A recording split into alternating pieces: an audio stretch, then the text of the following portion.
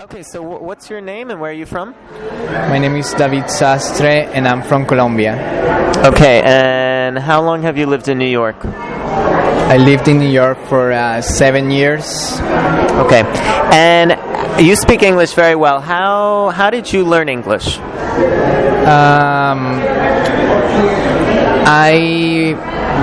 I started learning English when I was in high school in Colombia, but then I really got into music, into American music, American rock, and I used to play guitar. And then I started getting into English music like the Beatles and the Rolling Stones and all these bands that were like pretty famous in the 60s. And then I just like started learning all the songs and I started learning all the words, and I wanted to know what they meant and what the expressions meant. So I got to learn a lot of expressions and a lot of words from music. Wow, that's really cool. So when you actually came to New York, how was your English? Did that help you, or what did you do when you actually got here?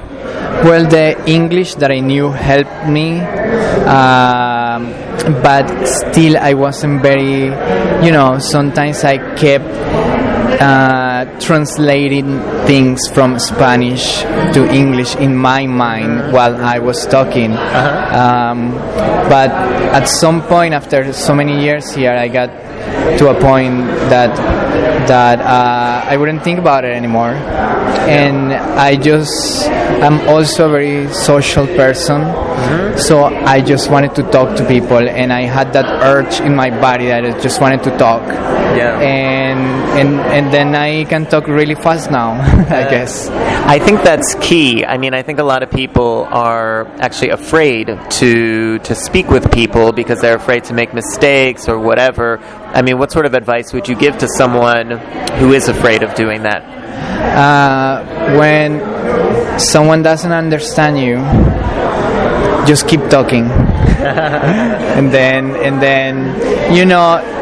because not every part of the conversation can be that important. I mean, if it's something that really it's like key in the conversation, then you maybe should go back to it and really make the other person understand it. But if it's not, then you just keep talking, and that's the fun thing about a conversation, because even if there are two Americans talking about the same thing, you don't really pay attention to 100% of what the other person is saying. So that makes it pretty fun. I guess your brain only gets like a part of the conversation. Yeah. Okay. Great. Thank you so much. Thank you for the interview. Yeah, of course.